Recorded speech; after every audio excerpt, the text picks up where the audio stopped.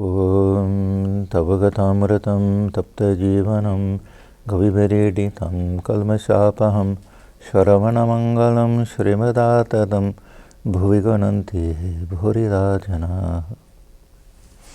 Your words are like nectar, bringing life to scorched souls. They are praised by poets and remove all sin. They are auspicious to hear, wonderful and exalted. Those who spread these words throughout the world are truly giving souls. Welcome everyone to our class on the Gospel of Sri Ramakrishna. We're on the chapter Advice to Brahmos. That's page 210 in Swami Nikhilananda's translation.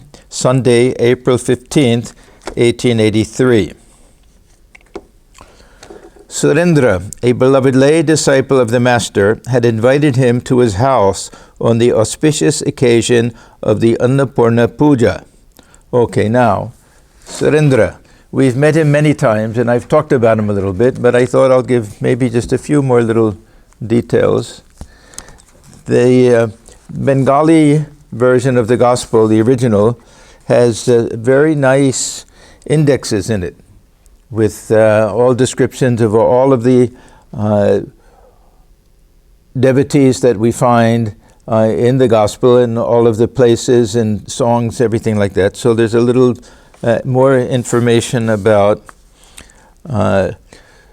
Surendra, Surendranath Mitra. Thakur used to call him Suresh. Huh? Yeah. And the other way around. Surendra. Yeah. Surendra. It's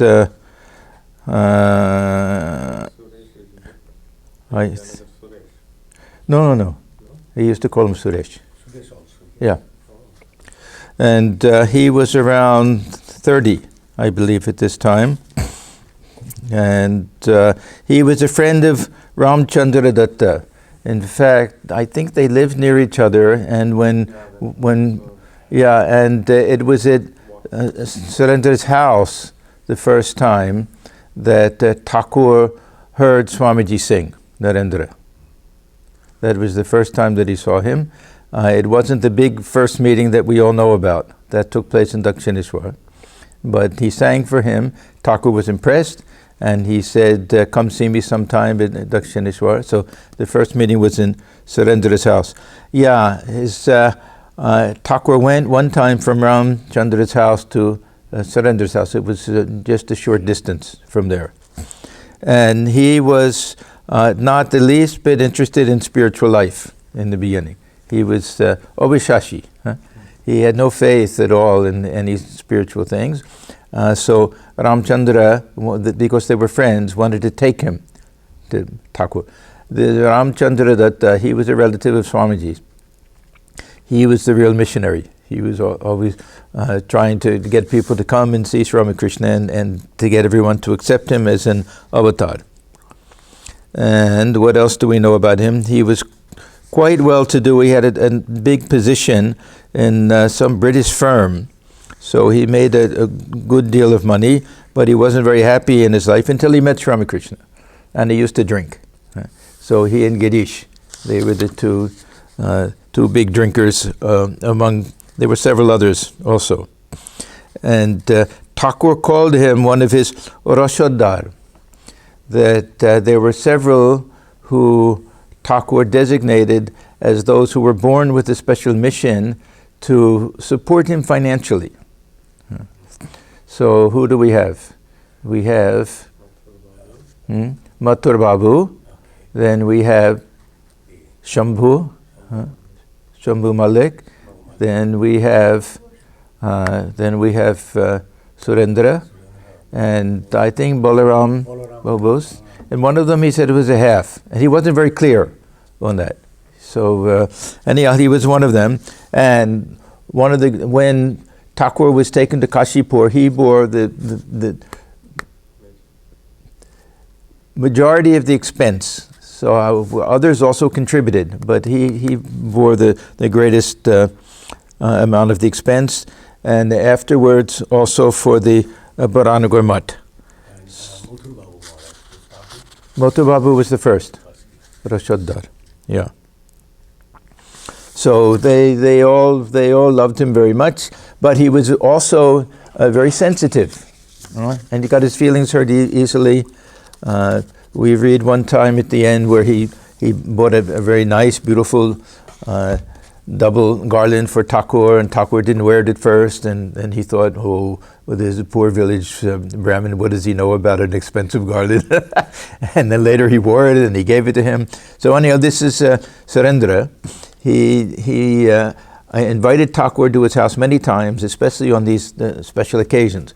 One time when Thakur was ill, he had this type of occasion for Durga Puja, and Thakur, of course, couldn't go. He wanted the devotees to go there, but Thakur traveled there through some ray of light or something and could see everything. He saw Surendra there sitting and weeping in front of Ma Durga, and later on he told him, I had this vision. And Surendra said, yes, exactly at that time I was sitting there weeping, weeping for Divine Mother and everything. Anyhow, Thakur loved him very much. He was very, very good. And about his drinking, Thakur said, oh, you keep drinking, but offer it to Mother Kali first, and make sure you don't drink so much that you get drunk. So gradually he gave up his drinking. So he was one of these souls that had this special role to play in this Ramakrishna Leela, and a very important role with regard to the founding of the Ramakrishna mission also. So this is Annapurna Puja. Annapurna, she is really the goddess of Varanasi. The main temple is Vidyanath. Vidyanath is in Kashi. Yeah. And the Annapurna temple is right before that. Vishwanath, not Vidyanath. The Vishwanath temple, Annapurna temple is right before that, so you can go and make pranam there, and then go to Vishwanath temple for Shiva. So she's the presiding deity along with Shiva, and of course give her food. So we feel that our center is blessed by Ma Annapurna because we always get nice food here. There's never any lack of food. It was about 6 o'clock when Sri Ramakrishna arrived there with some of his devotees. The image of the Divine Mother had been installed in the worship hall. At her feet lay hibiscus flowers and vilva leaves. From her neck hung a garland of flowers. He made beautiful arrangements and spent a lot of money for all of these pujas. This is Surendra. Sri Ramakrishna entered the hall and bowed down before the image. Then he went to the open courtyard where he sat on a carpet surrounded by his devotees and disciples. A few bolsters lay on the carpet, which was covered with a white linen sheet. He was asked to lean against one of these, but he pushed it aside. This was the style of the gentleman and the royalty in those days, to have a lot of cushions and pillows and things to rest comfortably, to lean back. And so in Thakur's mind, this represented a very worldly-minded type of arrangement, a worldly arrangement, to have bolsters there. Master to the devotees, to lean against a bolster. You see, it is very difficult to give up vanity. The footnote says, rich and aristocratic persons seeking comfort generally sit in that fashion. You may discriminate, saying that the ego is nothing at all, but still it comes. Nobody knows from where. A goat's legs jerk for a few moments, even after its head has been cut off. Or perhaps you were frightened in a dream. You shake off sleep and are wide awake, but still you feel your heart palpitating. Egotism is exactly like that. You may drive it away, but still it appears from somewhere. Then you look sullen and say, what? I have not been shown proper respect. Now, this getting rid of the ego, this is a very complex issue. For one thing, we are always under the assumption that if we get rid of this ego, which represents ignorance, through realization, then we're done. There's no more doubts, there's no more ignorance, there's nothing. We can't be touched by anything. Thakur said that the ego that comes back after that is just an apparent ego. It's not a real ego. It's just in form only. Other people, it'll look like an ego, but it has no power to bind. He said the ego of a God-realized person is like a mark drawn on water.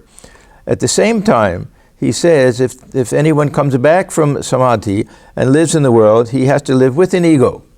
So he also has a kind of ego. Now what Thakur is talking about here is that a little bit of this old samskara may come back even after God realization, or let's say not God realization, but at least we have some realization that I'm not this ego. Still, that a little bit of this pride can come back if somebody says something. So we can see, even with the great souls, maybe they'll get angry for a second. Look at Totapuri, that sitting by the dhuni, by the fire, and talking about how the whole world is unreal, and Hriday comes and wants to get some fire for to light his smoke, his tobacco there, and Totapuri gets furious. What? This sacred dhuni? And Thakur laughs at him. He said, just now you're saying that everything is unreal, like a dream, Brahman alone is real, and now you're getting so angry saying that Hriday asking for fire from the dhuni. So this a little bit of this ego comes back, just as when we wake up from a dream. It's a beautiful illustration. We know that what we saw was a dream. We know that we're not that person who was acting in the dream, that we're this person who's sitting wide awake. But still, the heart palpitates a little from that dream. A little residue is left from that. Maharaj? Yes? I'm a little confused because Surendra, he wanted to invite or Thakur and treat him properly. Mm-hmm. So what's wrong in that, just making the pillow and making nice things? Why is that his ego? Yeah, this is not Thakur's ego. So this is an interesting question. Yeah, should Thakur simply have leaned against the bolster or not said anything? Surendra, with great love and respect, had arranged this whole thing for him. Thakur didn't think, didn't calculate the way we calculate. Sometimes he'll be in that mood, or he'll do it, he'll want to make an impression that there's some teaching that he's given there, or it's just spontaneous, it naturally happened. This Surendra could get his feelings hurt very easily. Perhaps Thakur was trying to toughen him up a little bit also. We don't know, but we can't assume that his way of thinking and our way of thinking are the same. This is the one thing we know for sure, that if he thought about it ahead of time, he had a very good reason that he's trying to explain, because the others who were there, maybe this will be a good teaching for them. Who knows, that you want to show respect to a sadhu. It's not the same as showing respect to a wealthy person or aristocratic person. There are different ways of doing it. It's very hard to say. We remember when Thakur went to, was it Vidyasagar? One place where he was offered pan, Nanda Bose's, after he went from Vidyasagar, and he was offered some pan, and he wouldn't take it. So there's Nandalal Bose, he said, let me ask you a question, sir. Everything you did was proper, only this one thing seems improper. You've been offered something with respect, you've refused it. We know you like to chew pan. So he said, please excuse me, I have a funny thing about me that I won't take something unless I can offer it to the Divine Mother first, and other people have partaken from it, so this tray of pan, so I can't do it. Now we can say that, why is Thakur so fastidious about all this? Why not one time mentally say, forgive me, Mother, and just chew it? That wasn't his nature. He did things literally. If he had some belief, he would follow it that way. So maybe Holy Mother would have reacted differently. Her nature was a little different, that's all. Kedar. So Kedarnath, we've met him before. He was present that day. He said, one should be lowlier than a straw and patient as a tree. This is quoting a very famous line from Chaitanya Deva's, the hymn that he wrote. The Chaitanya Deva was a great Sanskrit Pandit. He was the greatest Pandit of his day. But after he gave up his worldly life, and he had a real conversion at some point, and then he had many students, Sanskrit students, and in those days they used to have these competitions that you would have to compose a Sanskrit poem on the spot. The meter had to be perfect, the grammar had to be perfect. They were all scared to death of this Chaitanya Deva because he would pick holes, he would find flaws in everything. He was so brilliant. But afterwards, he completely gave it up. He never wrote anything, no philosophical text, nothing except his one hymn. And this line is in there. Taranadapi sunichena, tarodapi suhishnana. So, amanina manadena, kirtaniya sadahari. A beautiful, beautiful line that one should be lowlier than a straw, patient than a tree. One should give honor to everyone else, but not care for being honored by anyone. Such a person is fit to take the name of God. It's a very, very nice line. In all of our Hollywood, Southern California centers, we used to recite the English translation of this every morning after meditation. Be humbler than a blade of grass. Be patient and forbearing like a tree. Give honor to none. Take honor from all. Take no honor from all. Chant unceasingly the name of the Lord. Very nice English translation of it. Master, as for me, I consider myself a speck of the dust of the devotee's feet. Vaidyanath arrived. He was a well-educated man, a lawyer of the High Court of Calcutta. With folded hands, he saluted the master and took his seat at one side. So a big position, a lawyer of the High Court of Calcutta. Surendra to the master. He is one of my relatives. Master, yes, I see he has a nice nature. Now, how does he see he has a nice nature? One, he came with folded hands, or he's not bowing down, but at least that much, showing that much respect. And the other is, Thakur could see these things. He used to give that illustration. You know, you have a cabinet with a glass case, and you can keep nice china and things inside, and from the outside you can see everything. He said, I can see inside a person everything that's there, all the samskaras, the desires, the good things, the bad things, the way people can see objects inside of a glass case. Surendra, he has come here because he wants to ask you a question or two. Now, Thakur is not going to give him a chance. He's going to start giving answers before he gets the questions. Either he knows what the question will be, or he knows what the question should be. He knows what he needs to hear, this Vaidyanath. Partly because anybody who has a very high position, then a little pride will come. And so Thakur will address that. Master, to Vaidyanath, all that you see is the manifestation of God's power. So don't feel so proud. It's not your power, all the manifestation of God's power. No one can do anything without this power. But you must remember that there is not an equal manifestation of God's power in all things. Thakur says this many times, and then he always quotes Vidyasagar, because he was one of the ones who questioned. Many people questioned. This, especially the Brahmos, but others also. This was kind of a modern idea at that time, that God dwells equally within all, that everyone has the same spiritual potential, that we should make distinctions between one person and another. We read some of these ideas in Gita and other things, that God dwells the same, is samam bhuteshu, the same within all beings, that Ishvara dwells within all. Now, Thakur's point is that this is not the same. God dwells equally within all beings.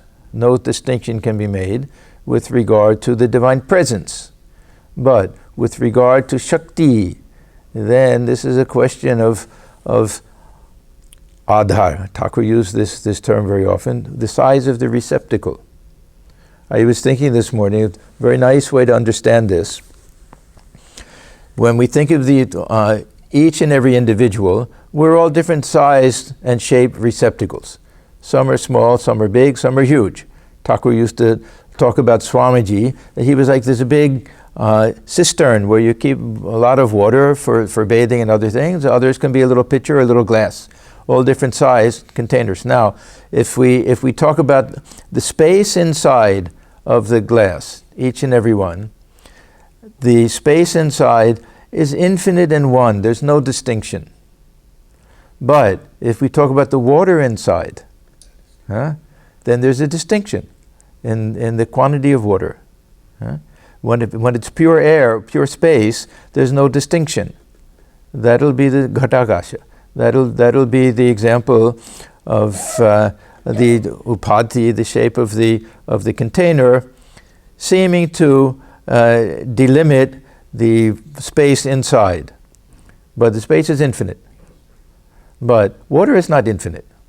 So if we're talking about this subtle body and the power of mind that's there, and even physical power, that this is different. The space inside is infinite, but the amount of water that's poured inside will be different.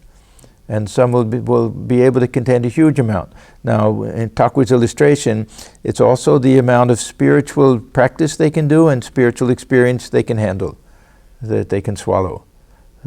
Some people, a little bit of ecstasy and they're overwhelmed. Others, they can have very deep spiritual experiences and you hardly see anything. So Thakur would say is the difference between an elephant bathing in a small pond where the water just splashes all over and going to a huge lake where you hardly see any difference. So the Shakti Vishesh, this is Thakur used to talk about that. There's not an equal manifestation of God's power. God may dwell equally within all beings, but there's not the same manifestation of power in all things. Vidyasagar once asked me whether God endowed some with greater power than others. And then he used to say, if this is true, then God is partial. They used to accuse that if God shows his grace on one and not on another, gives one more power than another, then it's God's fault. There's a partiality. Vaishamya dosha, they say. Vaishamya dosha. Now, Thakur thought that was a very silly thing. He thought this brilliant man, he's honored so much, not just for philanthropy, but for scholarship and everything. Such a silly question to ask. So he said, I said to him, if there are no greater and lesser manifestations of his power, then why have we taken the trouble to visit you? Have you grown two horns? So it stands to reason that God exists in all beings as the all-pervasive power, but the manifestations of his power are different in different beings. Okay, now, this Vaidinath, that was an important teaching for him, but it wasn't exactly the question that he came with. So then he says, sir, I have a doubt. Now, that's this question. People speak of free will. They say that a man can do either good or evil according to his will. Is it true? Are we really free to do whatever we like? This is the question that has bedeviled philosophers from the beginning of time. It's very interesting to go through all of the different answers that we get to this question about free will and determinism and predictability. I have this theory that very often we can confuse predestination with predictability. Because we can predict what someone will do and say, doesn't mean they didn't have freedom to do something different. But it just means that we know their nature and they're following their nature and they'll do it that way. But the big problem is that there's no way to go back and check. Sometimes I think I'll do funny things. I'll be walking and I'll think, I always do it this way, let me do it that way. Let me put my pants on with my left leg first instead of my right leg first, just to prove that I can do something different. The existentialists, they went mad with this question. Really, was such an interesting thing. There's a very wonderful small book called Notes from Underground. by Dostoevsky. I used to read a lot of Dostoevsky. He's a great existentialist author, a Russian author. And this man lived underground. He's just consumed with this idea. Are we nothing but like a piano? You press one note and it has to, one key, and it has to give that one note. Or do we have any freedom at all? And then the great French writer Camus, he wrote this book. I don't remember what the name of it was. But this man commits a murder that has no motive to it, that you can't trace it back and say, well, he had no choice but to do it because this person insulted him, and it created some anger, and it linked one thing to another. Completely irrational, unmotivated act. Could it be done? So just to prove that to himself. So we really don't know to what extent we have any freedom to do anything, except that we have this deep feeling within that, yes, very often we'll do something and we'll say to ourselves, I didn't have to do that. You know, I could have been nicer to somebody. I could have done this instead of that. Other people may say that your nature made you do it. A bit of a cop-out. It's a bit of a cop-out. It is true that our nature is pushing us in one direction, but my philosophy is that we have a little wiggle room. Otherwise, we couldn't make any progress in spiritual life. That our nature is pushing us in one way. We have our samskaras. This is called a psychological determinism. That we're being pushed in one way to do something, but all of spiritual life is fighting that tendency, fighting our nature. So on the one hand, in Gita it's interesting. The one hand it says that what can you do? What will restraint do? Your nature will make you do it. He's telling Arjuna, your nature will make you fight. On the other hand, he's saying that yes, you can control things. You can change things. Who is the happy man? Who is the real yogi? The one who can withstand that force of this anger and jealousy and all of the passions and lust and greed, all of that force which is trying to make us do something to go in one direction, to withstand the temptation to do it and do something else. This is the happy person. So this is Sukhi and Yukta. This is the real yogi. Now, Thakur always will go to the highest point of view. The highest point of view is that in order for me to think that I have free will, I have to think that I'm an individual. I have to have some ego. And if this ego is false, and if God alone dwells within, and it's really the Divine Mother within, then this idea of free will is a little bit from a very lower point of view. It's not from the highest point of view. Highest point of view is that everything that takes place is because of the dreamer. Say in a dream, does the actor in the dream have any free will to make any decisions? It's the dreamer that's causing everything to take place. Very high point of view.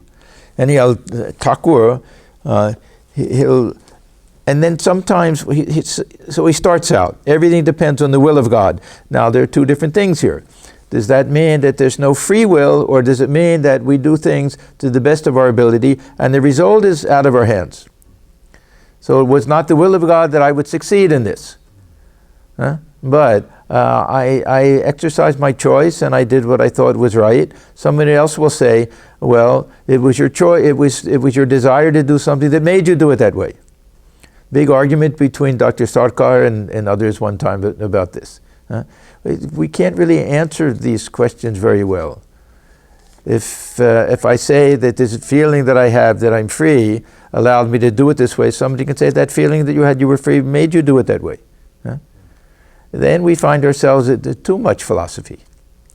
And on the other hand, Thakur is always saying that you have to have tremendous grit.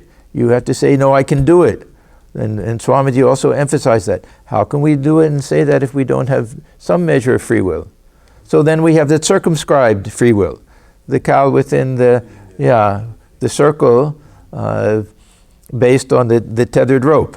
We have this idea also. Anyhow, we'll see how Thakur explains it to him. One of the reasons he's explaining it this way is that he wants to curb his pride. So it's not always just some very high metaphysical idea. Sometimes it's this idea, don't be too proud. that could you have done this if it hadn't been the will of God? Or that power which allowed you to do this, that power doesn't come from you. There's a divine source for that. Then he'll give the example that people see this big pot, there are vegetables that they're jumping up and down when the water's boiling. He said, but you remove the fire from underneath. That's the real source. It's not the vegetables don't have any power of their own. So it's through that divine power that we're doing. So it's a very complex issue.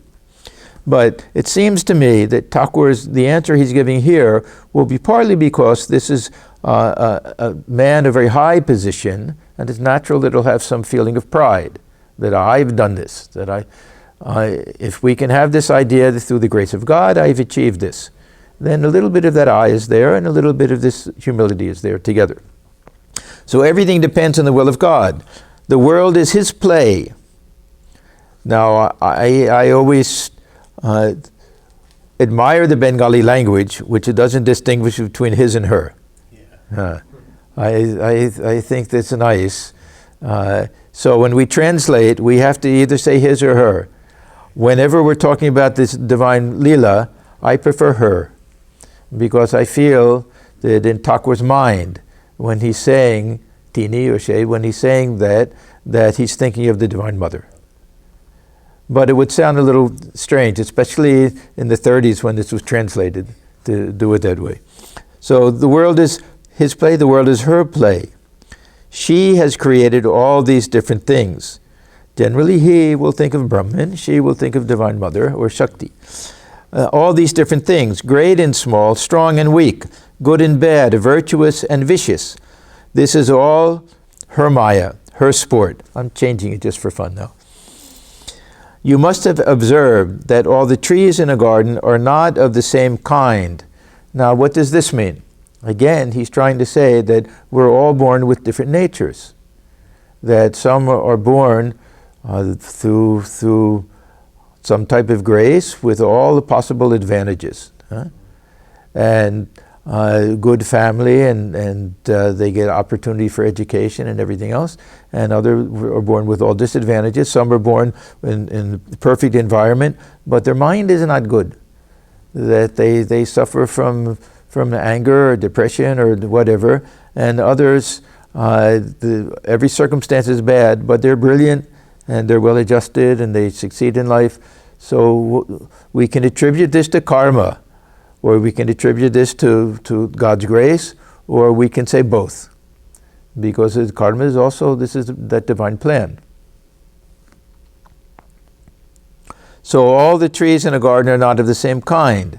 So don't be so proud. You were born in a good family, you had good opportunity. If somebody else had been born in that family, that other person may become this lawyer, the high court lawyer. So don't be too proud.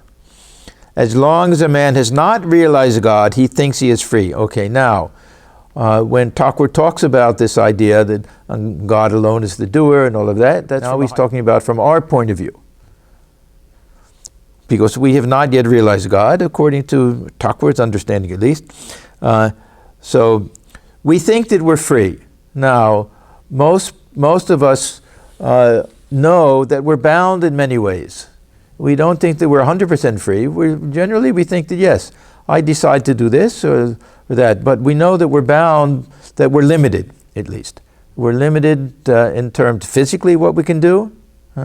We're limited by our education, our intelligence, our control over our emotions. We know that we're not 100% free, that we have all of these limitations, but at the same time, that feeling deep within is that, yes, I'm the one deciding, and it's good. Otherwise, we won't take responsibility. Thakur says that. So this, in a court of law, this is a very significant thing. If you can prove that someone is really bound and forced to do something due to some mental disability or something like that, they won't be given the same sentence.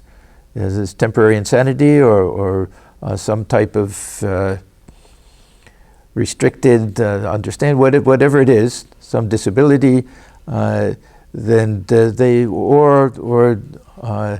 minors, they're not of a certain age, they won't be treated the same way. But we have this understanding that No matter how angry somebody got, no matter how deserving it was, they pull the trigger, they pay the price. Yeah?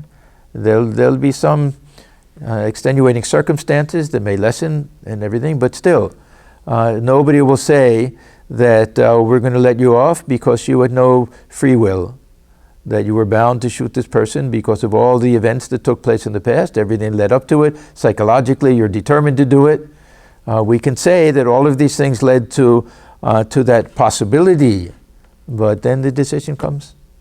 So Thakur says, as long as a man has not realized God, he thinks he is free. So is this a good thing or a bad thing? It is God himself who keeps this error in man.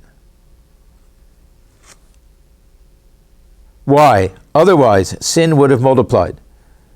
Because we'll say, well, I'm not responsible. I can do anything that I want. I can cheat people, steal from them and everything, and say I was bound to do it. There are people who live in the world like that. They always say that they're victims.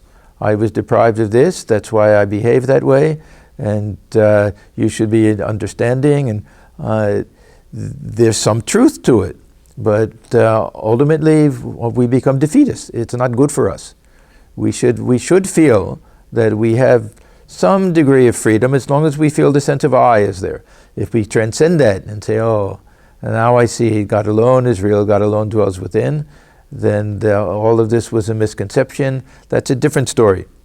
If we start out with that idea in the beginning, no sense of responsibility, no sense of that we can choose to do things, then God knows what we'll do. So he says this is the divine plan, that until we realize God, that we do have some sense that at least on a limited basis that we have freedom to act and to choose and do what we think is right. And if we don't, we should be willing to take responsibility for it. Man would not have been afraid of sin, and there would have been no punishment for it. But do you know the attitude of one who has realized God? Okay, now, this can be our understanding and our hope, and it can be our long-term goal, but we have to be careful that it's not our attitude when we're not ready for it, because he says, this is for one who has realized God. He feels, I am the machine, and thou, O Lord, art the operator. These are all from these songs of Ram Prasad and Kamalakanta and others, a very common theme. They wrote these songs, they were also highly realized souls. They weren't simply poets.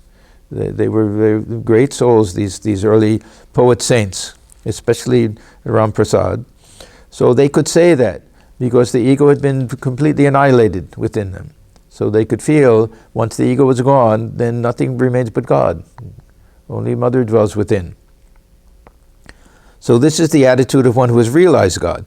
He feels, I am the machine, and thou, O Lord, art the operator. I am the house, and thou art the indweller. I am the chariot, and thou art the driver. I move as thou movest me. I speak as thou makest me speak. To Vaidyanath. It is not good to argue. Isn't that so? He's a lawyer. Huh? He's paid to argue. Huh? But what Thakur is saying is that think deeply about these things and try to realize them, because he says, I've doubt people speak of free will. And so probably he has his own opinion. He says, are we really free to do whatever we like? So Thakur is probably telling him, don't just take one side and argue. It's a very complex issue. Think very deeply about it. One of the most important portions of the gospel when this question comes up is when, I don't remember if it's Swami Turiyananda or somebody else, who then was just a Hari, when Thakur says that the Divine Mother that's making you do all of these things, and he says, but it's death to us. And then Thakur says, but who is this you that you're talking about? So as long as I feel that this I is there, I have to take some responsibility. If I examine and look and try to find that I and find God alone dwells within, then where's the room for individual freedom, free will? Then it's God's will. God alone is there. To Vaidyanath, it is not good to argue, isn't that so? Vaidyanath, yes, sir. The desire to argue disappears when a man attains wisdom.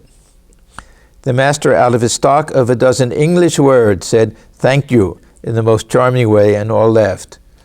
See, he knows that this will be a highly English-educated man. Master, to Vaidyanath, you will make spiritual progress.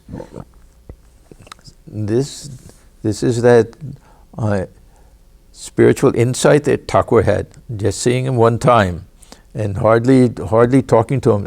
Thakur's been doing all of the talking. He simply had this one question, but somehow Thakur can sense that this is a person with some great spiritual potential.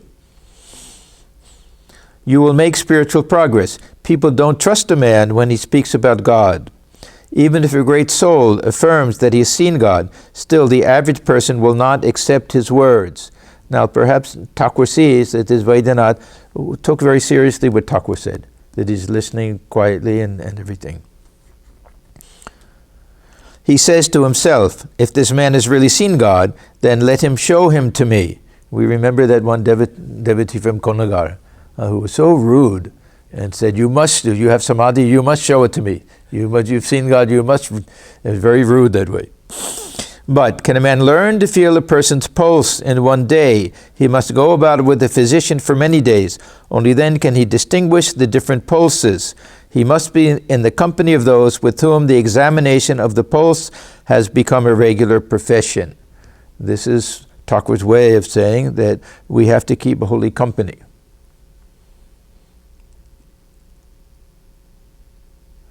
Otherwise, it's really, even though we read about God realized souls and everything, it's our imagination. What we judge everything by what we imagine a God realized soul to be like, or a highly spiritual soul to be like, and that imagination is limited by our own degree of spirituality. When we see these great souls and see how they live in the world and how they behave and how much love and compassion they have, then we get some inkling of what it's really like. Then we learn. So this Thakur is talking about these Kavirajis, the Ayurvedic doctors and everything. They'll do everything by the pulse, by feeling the pulse. We feel the pulse and we can only count the number of times it goes. But somehow they can tell about these the doshas, whether it's too much of air or too much of phlegm or too much of bile. They have these different doshas, these ways of doing it, that you can't learn on your own. Somehow, I don't know how they do it or where they take the pulse or what they do or how it's different, but this is how they can diagnose that everybody falls into one of these three categories.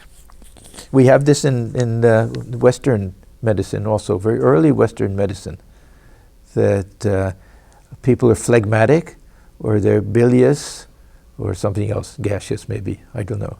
There's bilious, too much bile, and phlegmatic, too much phlegm, cough. So the same things that were in this ancient Ayurvedic tradition were also a common idea in Western medicine at one time. Can anyone and everyone pick out a yarn of a particular count? If you are in that trade, you can distinguish in a moment a 40-count thread from a 41.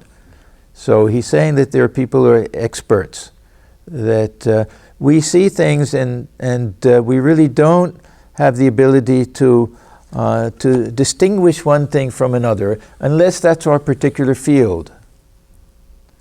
When we hear, say, classical music, the way I hear classical music and the way a highly qualified musician hears it are two completely different things.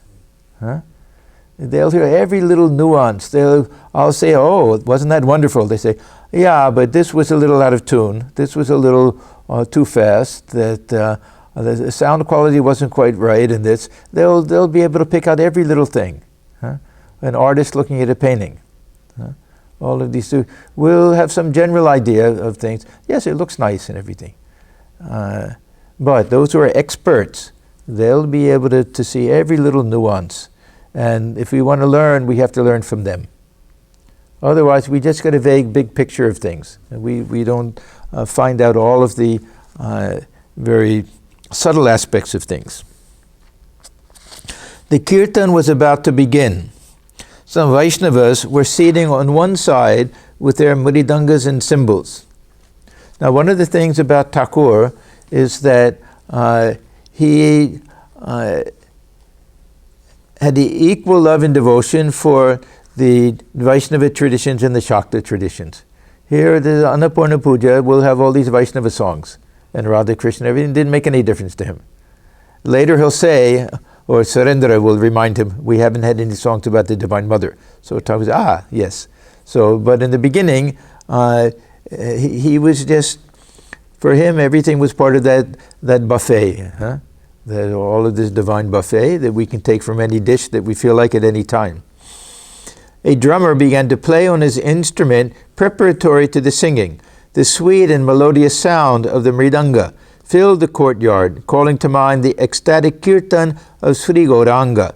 Yeah, if there's Kirtan going on, that generally means Vaishnava Kirtan. It generally means songs about Sri Krishna or about Chaitanya Deva, Gauranga.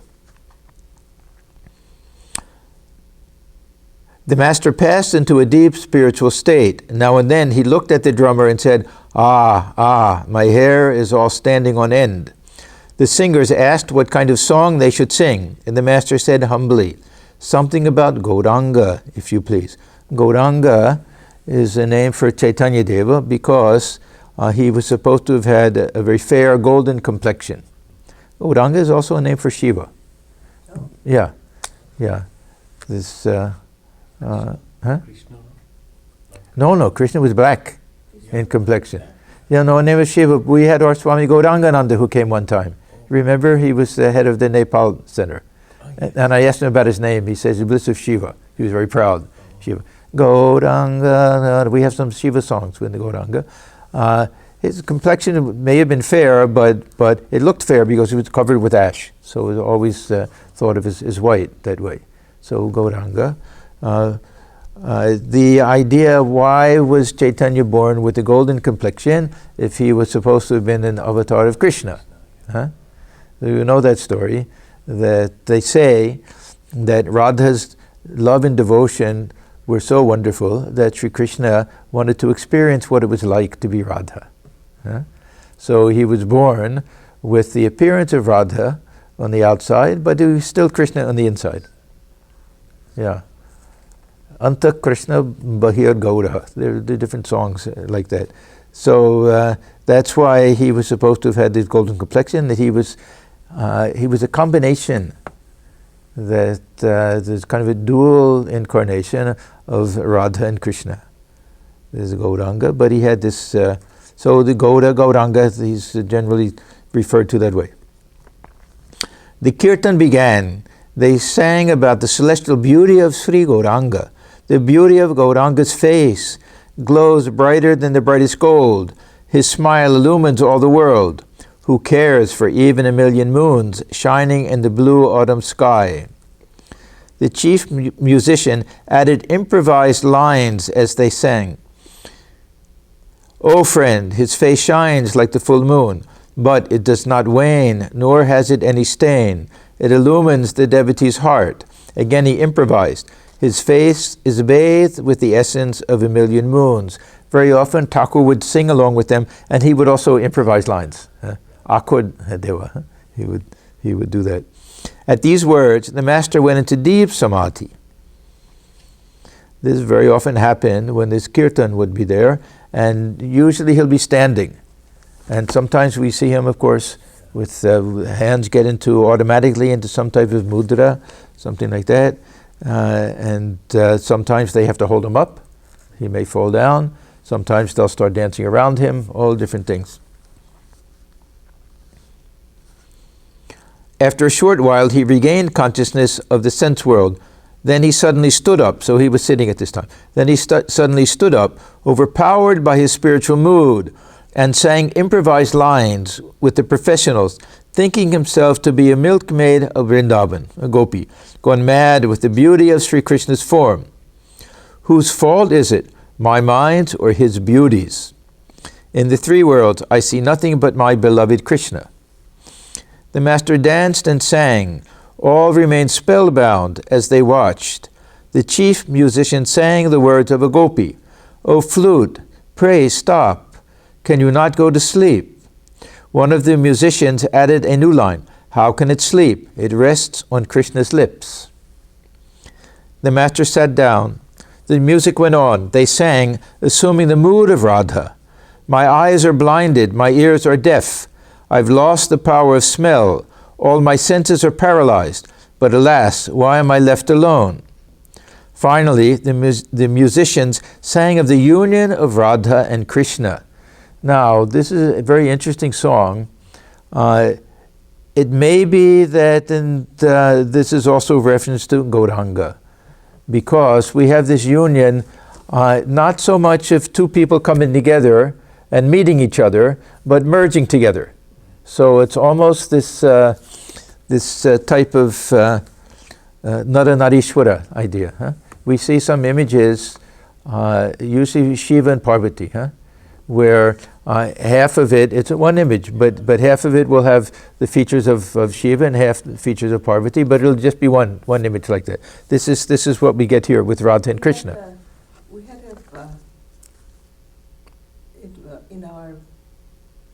in DC, where museum, in the museum, we had the Indian, the whole India. Right. And there was a Nara-Narishwara. Yeah. They're very beautiful. Yeah.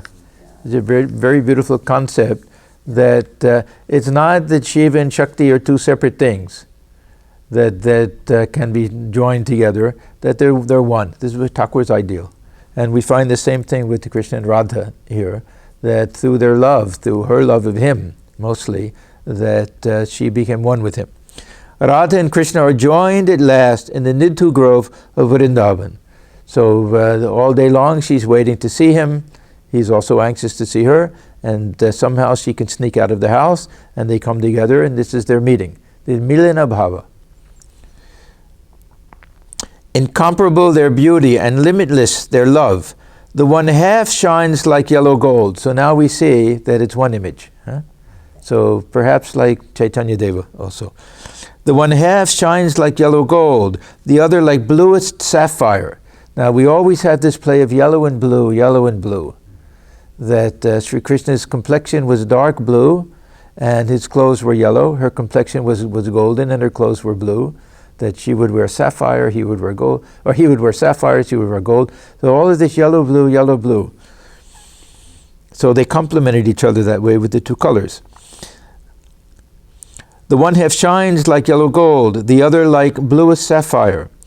Round the neck, on one side, a wild flower garland hangs, this is Sri Krishna, and on the other there swings a necklace of precious gems, Radha.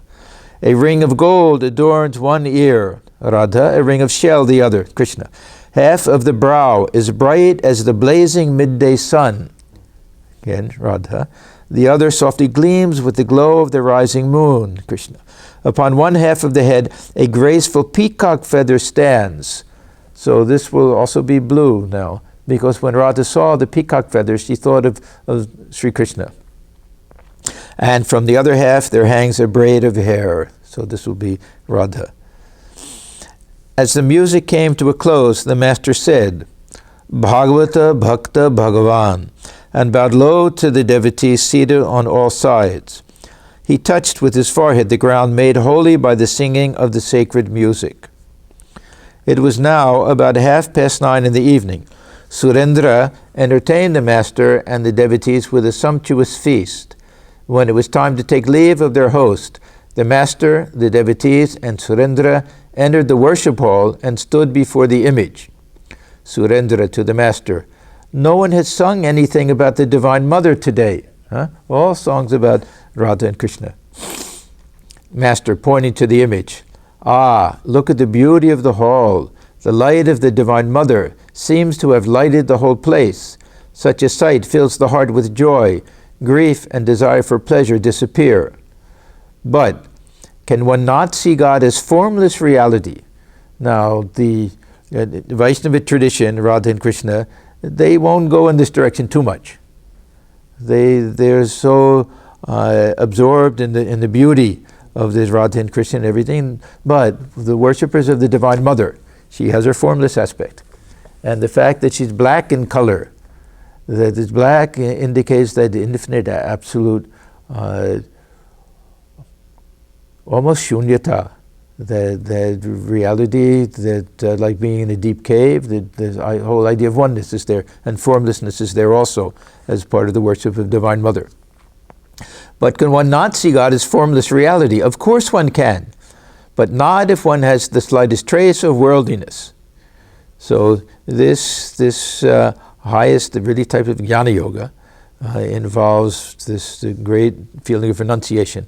The rishis of olden times renounced everything and then contemplated Satchidananda, the individual Brahman. The Brahmajnanis of modern times sing of God, this is the Brahmo Samaj, as immutable, homogeneous. It sounds very dry to me. It seems as if the singers themselves don't enjoy the sweetness of God's bliss. One doesn't want a refreshing drink made with sugar candy if one is satisfied with mere coarse treacle. Just see how happy you are looking at the image of the deity. But those who always cry after the formless reality do not get anything. They realize nothing either inside or outside. Finally, we'll get the song to the Divine Mother. The Master sang a song to the Divine Mother. O Mother, ever blissful as thou art, do not deprive thy worthless child of bliss. Niranando korona. Anando moyama. Yashodanando moyama. The mind knows nothing but thy lotus feet. The king of death scowls at me terribly. Tell me, Mother, what shall I say to him? It was my heart's desire to sail my boat across the ocean of this mortal life. O Durga, with thy name upon my lips, I never dreamt that thou wouldst drown me here in the dark waters of this shoreless sea. Both day and night I swim among its waves, chanting thy saving name. Yet, even so, there is no end, O Mother, to my grief. If I am drowned this time in such a plight, no one will ever chant thy name again. This is that Abhiman, that you will have to do something, Mother. Otherwise, who will listen to you? And yeah. Again he sang, repeat, O mind, my Mother Durga's hallowed name. Whoever treads the path repeating Durga, Durga, Shiva himself protects with his almighty trident. Thou art the day, O Mother, thou art the dusk and the night. Sometimes thou art man, and sometimes woman art thou. Thou mayest even say to me, step aside, go away. Yet I shall cling to thee, O Durga. Unto thy feet, as thine anklets, I shall cling, making their tinkling sound. Mother, when as the kite, when the Divine Mother took the form of a bird, similar to the kite, this is at the birth of Krishna, at that time. This is why sometimes when people see this kite, they hold their hands. When the child eighth child was born and was slain, and took the form of the Divine Mother and flew away? No? Yeah. Mother, when as the kite thou soarest in the sky, there in the water beneath as a minnow I shall be swimming. Upon me thou wilt pounce and pierce me through with thy claws. Thus, when the breath of life forsakes me in thy grip, do not deny me the shelter of thy lotus feet. These beautiful songs. The Master saluted it, so he fulfilled Surendra's wish. He wanted to hear some songs of the Divine Mother. The Master saluted the Divine Image. As he came down the steps, he called softly to Rakal, where are my shoes? Are they missing? As the Master got into the carriage, Surendra and the other devotees bowed down before him. Then the carriage started for Dakshineshwar. The moon still lighted the streets. And that is the end of this chapter.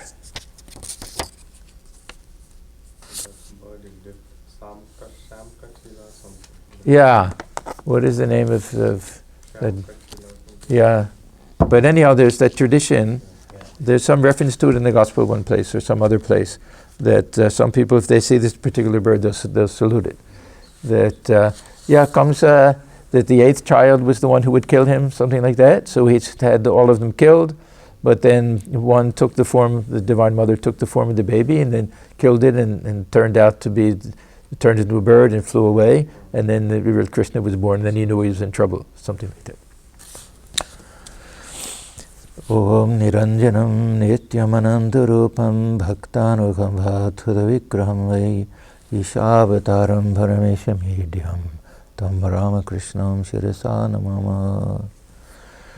We bow our heads before Sri Ramakrishna, who is stainless, of infinite nature, whose heart melts in sympathy for his devotees, who is an embodiment of the Divine and the Supreme Lord, and ever worthy of our worship. Om Shanti Shanti Shanti. Peace, peace, peace be unto all. Thank you.